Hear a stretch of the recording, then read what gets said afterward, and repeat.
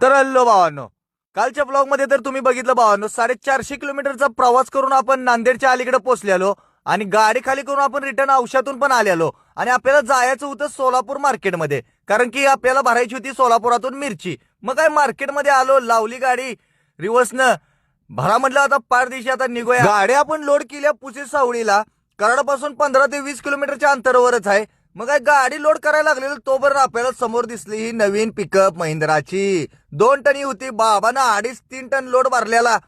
काय यांनी कधी बंद करायची ही काय माहिती. जरा टॅग करून टाका जरा आनंद महिंद्राला. मग काय मार्केटच्या बाहेर पडलो, रोडला लागतोय तोपर्यंत डंपरवाला वाळूचा पलटी झालेला. प्रवासाची सुरुवात जर अशी काय जर झाली ना तर गाडी चालवायला मनच होत नाही. पण आता सांगायचं तरी कोणाला, केल्याशिवाय पण आपल्याला पर्याय नाही. गाडी भरल्या म्हटल्यानंतर आता जावंच लागतंय. मग काय गाडीत आपल्या तेल पण टाकायचं होतं, जरा एक 3000चं डिझेल टाकून घ्यावं म्हटलं म्हणजे गाडी डायरेक्ट कराडात गाडी पोहोचत्या.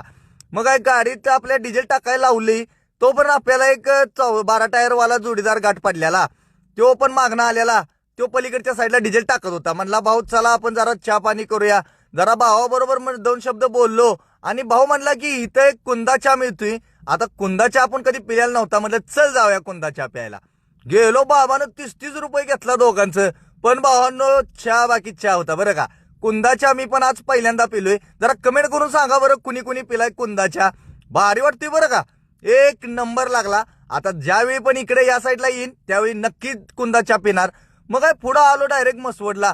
मसवडमध्ये आलो आणि हो काय बाबानं काय विषय केलेला काय माहिती. कसला झोपलाय बघा की बकासूर.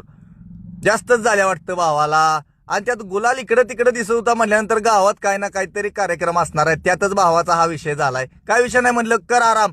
मग काय पोचलो डायरेक्ट सकाळी आपल्या पुशे सावळीत. गाडी घेतली खाली करायला, खाली बिली केली. आता आपल्याला काय डायरेक्ट घरीच जायचं होतं. तर भावांनो हा ब्लॉग कसा वाटला जरा कमेंट करून सांगा आणि जाताना जरा फॉलो करून जावा. धन्यवाद भावा.